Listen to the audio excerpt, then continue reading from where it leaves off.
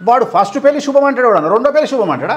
శుభమాంటూ పెళ్లి చేసుకుంటుంటే వేణుస్వామి దీర్ఘాలు తీస్తాడు. అరే పిచ్చి ముండా కొడుక, శుభమా అని ఒకటేసారి చేసుకుంటారు పెళ్లి జీవితంలో.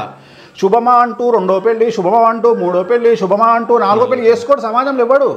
ఒక్క పెళ్లినే శుభమా అంటారు, మిగిలిన పెళ్లిలన్నీ దరిద్రం అంటారు. ఇక దిక్కు దివానం లేక చేసుకుంటున్నాం అంటారు. కానీ ఇప్పుడేంది మనం అట చెప్పొద్దట, ఈ వీళ్ళిద్దరు శుభమా అంటూ నాలుగో పెళ్లి చేసుకుంటుంటే వేణుస్వామి మధ్యలో వచ్చిండు. నష్టపోయేది ఎవడు? విడిపోతారా? ఒకవేళ నేను చెప్పలేదు విడిపోతారు. అంటే దీంట్లో నాకేమన్నా లాభం ఉందా? అసలు నిజంగా క్వశ్చన్ చేస్తే వేణుస్వామికి సింగిల్ పైసా లాభం ఉందా? ఇంకా పైపెచ్చు నేను జనాల దగ్గర ప్రూవ్ చేసుకోవచ్చు. నేను ఎగ్జాంపుల్ చెప్తా. రాజశేఖర్ రెడ్డి గారు చనిపోతారని నేను 2009 సెప్టెంబర్ 2వ తేదీ నుండి 9వ తేదీ మధ్యలో రాజశేఖర్ రెడ్డి గారు ఉండరు అని చెప్పిన. ఎవరికి చెప్పినా అంటే ఒక 5,000 మందికి చెప్పుంటా. All are celebrities. అసలు వేణుస్వామి గొప్పతనానికి, వేణుస్వామిని నమ్మడానికి కారణం ఏందో చెప్తున్నా. నా వెనకాల వెంకటేశ్వర స్వామి ఉన్నాడు, ఇలా 1% అబద్ధం లేదు. నేను ఒక 5,000 మందికి పైగా చెప్పిన. అంత సెలబ్రిటీస్ అంటే సినిమా ఇండస్ట్రీ వాళ్ళు కాదు, మొత్తం పొలిటికల్. రాజశేఖర రెడ్డి దగ్గర పనిచేసే పిఏల దగ్గర నుండి, ఆయన ఓఎస్డీల దగ్గర నుండి, ఆయన కుటుంబీకుల దగ్గర నుండి, పెద్ద పెద్ద మినిస్టర్ల దగ్గర నుండి, ఇట్లాంటి వాళ్ళందరికీ నేను చెప్తే మాదాపూర్లో నేను ఆ మాట చెప్పినా అని రెడ్డిస్ అందరూ నా మీద అటాక్ చేయడానికి వచ్చారు. మా సీఎం చచ్చిపోతాడంటావా నువ్వు అని వచ్చారు. వస్తే అప్పుడు అక్కడ లోకల్ సీఏ భుజంగరావు గారు ఉండే, నేను ఫోన్ చేసిన, ఆయన హెల్ప్ చేసారు. ఎంబడే పోలీసులు వ్యాన్ పంపించారు, వెళ్ళిపోయారు, అయిపోయింది. తర్వాత ఆయన చనిపోయినాక రాజశేఖర్ వీళ్ళందరూ వచ్చారు, తప్పైందని కాలు మొక్కారు. అయితే నేను చెప్పింది ఎక్కడ ఆన్ స్క్రీన్ చెప్పకుండా ఆఫ్ స్క్రీన్లో 5,000 మందితో చెప్పిన, డేట్తో సహా చెప్పిన. 2009 సెప్టెంబర్ 2 నుండి 9 మధ్యలో ఉండరు అని చెప్పిన. నేను ఏం చేసిన, ఎగ్జాక్ట్గా 2009 సెప్టెంబర్ 1వ తేదీ నాడు విపరీతమైన వర్షం పడుతుంది హైదరాబాద్లో. నేను ఆ రోజు తిరుపతికి వెళ్ళిన వెంకటాద్రి ఎక్స్ప్రెస్లో. నాతో పాటు తులసిరెడ్డి గారు అని పిసిసి పనిచేస్తారు, ఆయన కూడా ఉన్నారు ఆ రోజు. రాజశేఖర రెడ్డి గారు చిత్తూరుకు వస్తున్నారు ఆ రోజు హెలికాప్టర్లో. నేను బై రోడ్ వెళ్ళిన, తిరుపతి దర్శనానికి వెళ్ళిన. నేను వెంకటాద్రి ఎక్స్ప్రెస్ దిగి హోటల్ తీసుకొని స్నానం చేసి ఫస్ట్ తిరుచానూరు పోయి శ్రీనివాస మంగాపురంలో స్వామి ముందు కూర్చొని ఇట్లా పులిహోర ప్రసాదం తింటున్నా. ఫస్ట్ ఫోను ఈ area Gajwel area MLA Thumukunta Narsa Reddy phone చేశాడు. ఓకే, ఆయనకు చెప్పిన ఆల్రెడీ, అన్నా సీఎం మిస్సింగ్ అని ఫోన్ చేశాడు. ఇక మర్చిపో అన్న. లేదన్నా అట్లా నడుచుకుంటూ వస్తున్నట్ట, అవన్నీ మర్చిపోయి అన్న. దాని తర్వాత నేను శ్రీవారిమెట్టు ఎక్కేలోపు 1,500 కాల్స్ వచ్చినాయి నాకు. ప్రతి వాళ్ళు ఎవరు అంటే నేను ఎవరితోనైతే చెప్పినో వాళ్ళు నాకు కాల్ చేయడం, ఏంది సీఎం మిస్ అయ్యాడు, అందరికి ఒకటే ఆన్సర్, మర్చిపోండి ఆయన రారిగా. ఇట్లా చెప్పుకుంటే నాకు మస్తు క్రెడిట్ మిగులుతుంది. ఈ సోషల్ మీడియాలో వచ్చి పెంట పెట్టుకునే బదులు నేను హ్యాపీగా ఇట్లా 100 మంది ఇట్లా చెప్పుకుంటే, ఇప్పుడు పలాని అమ్మాయి పెళ్లి చేసుకుంటారు కదా, వాళ్ళు విడిపోతారు అని నేను 5,000 మందికి చెప్తే, అది జరిగిన తర్వాత 5,000 మంది నాకు ఫ్యాన్సే, అవును, నా క్లయింట్లే. అవును, అంటే జరిగింది కదా. కానీ ఇక్కడ ఏమవుతుంది, నేను నా ఒక స్థాయికి వచ్చినాక కూడా నన్ను నేను గుర్తించుకోక, నా గొప్పతనాన్ని నేను గుర్తించుకోక, తింగర్నాయాల్లాగా నేను చెప్పడం వల్ల ఏమవుతుంది అంటే, ఈ రెమెడీస్ అనేవి వేరే వాళ్ళ ద్వారా వాళ్ళు చేయించుకుంటున్నారు. ఓకే, సపోజ్ నేను చెప్పిన ఒక అమ్మాయి పెళ్లి చేసుకుంటారు, విడిపోతారని చెప్పిన, నేను ఇంకోటి ఏం చెప్తా, దాంతోపాటు రెమెడీ కూడా చెప్తా. వాళ్ళు ఏం చేస్తున్నారు, నా దగ్గరికి రాకుండా ఎవరి దగ్గరకు పోయి రెమెడీ చేయించుకుంటారు. దానివల్ల ఒక్కొక్కసారి నేను ఫెయిల్ అయ్యే అవకాశం కూడా ఉంటుంది, ఎందుకంటే రెమెడీ చేసుకోవడం వల్ల. అవును. సో నిజంగా నేను చెప్పకపోవడం బెటరా, చెప్పడం బెటరా? నేను డైరెక్ట్గా సోషల్ మీడియాకి వచ్చి చెప్పడం కంటే కూడా ఒక 1000 మంది బయటి వాళ్ళకి చెప్తే, ఆ ఇన్సిడెంట్ జరిగినాక ఈ 1000 మందిలో అట్లీస్ట్ 500 మంది నా క్లయింట్లు అవుతారు, పక్కా అవుతారు. ఇప్పుడు తెలుసుకున్న బుద్ధి వచ్చింది. అందుకని ఇక మీదట తెలుగు రాష్ట్రాలలో తెలుగు సెలబ్రిటీలకు సంబంధించిన జాతకాలు చెప్పాను.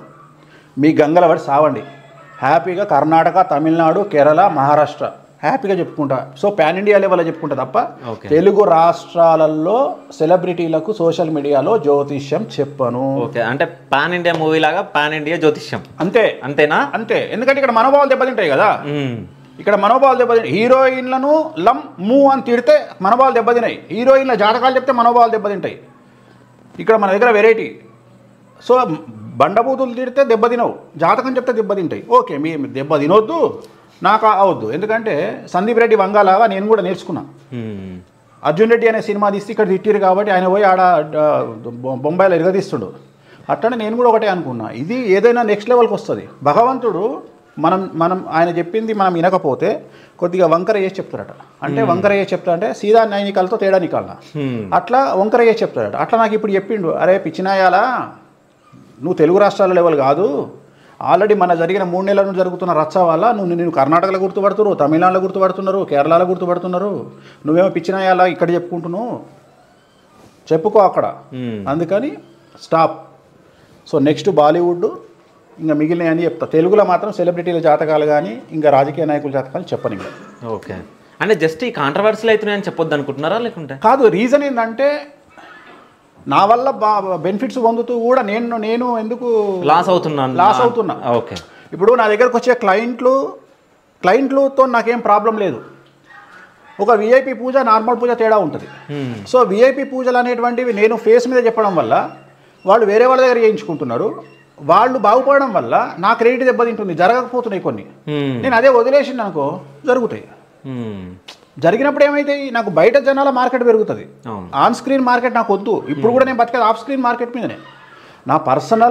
నన్ను పర్సనల్గా నమ్మేటువంటి జనాలు నా దగ్గరకు వస్తారు తప్ప సోషల్ మీడియాలో నేను చెప్పే పోస్టుల గురించి రారు కదా.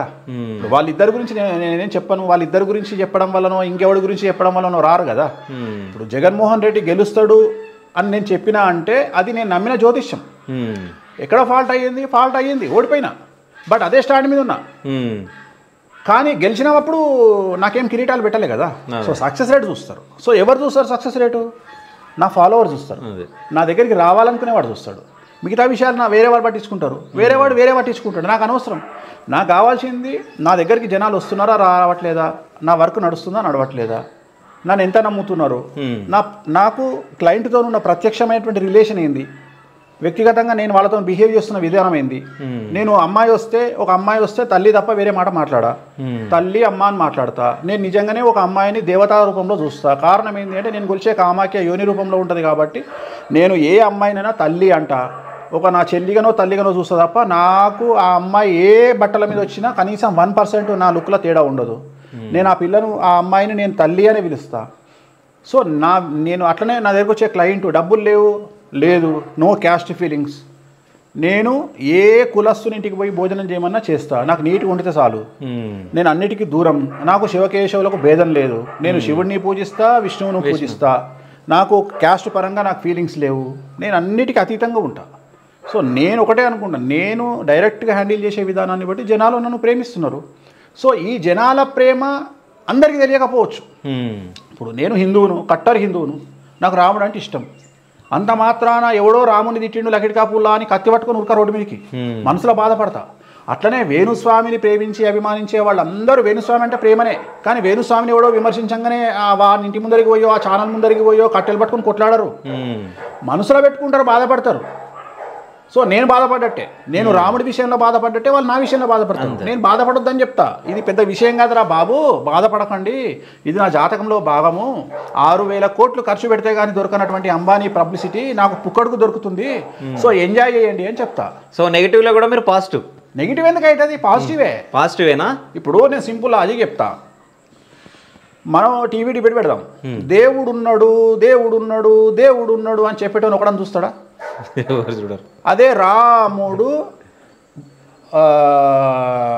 అమ్మాయిల లోలకుడు లాలసుడు, లేకపోతే రాముడు నాన్ వెజ్ తింటాడు, రాముడు అది రాముడు ఇది అనంగానే వ్యూవర్షిప్ పెరుగుతుంది, తెల్లారేవాడిని గుర్తుపడతారు జనాలు. అందుకని దాని అర్థం ఏంది అంటే వాడు రాముడికి ఎగనెస్ట్గా పోతేనే వాడిని గుర్తుపడతారు.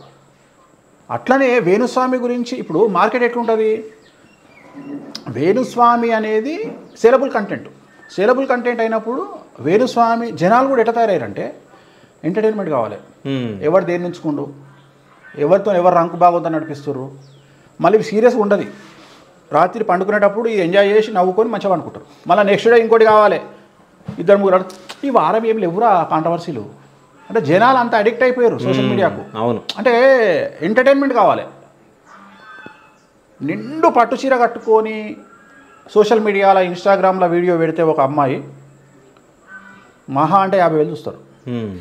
అదే అమ్మాయి కనుక కొద్దిగా ఇప్పిందంటే బికినీ వేసుకుందంటే 5 మిలియన్లు పోతుంది. ఏంది అదే ఏంది ఎవ్వని ఇష్టం వాంది. నిన్న కాక మొన్న అల్లు అర్జున్ చచ్చిపోయిండని పెట్టిండాడు ఎవడో, పొట్టు కొడితే తీసేసారు. అవును నిజమే. వేణుస్వామి వాడెవడో పెట్టిండు నాది, వేణుస్వామితో ట్రాఫిక్ కానిస్టేబుల్ గొడవ 6 లక్షలు చూసారు. అందున్నది వేణుస్వామి కాదు, తమ్మునేలు మాత్రం వేణుస్వామి. ఏం చేస్తాం? ఇట్లాంటివి చూసినప్పుడు మీకు ఏమనిపిస్తుంది? చాలా హ్యాపీ ఫీల్ అవుతా.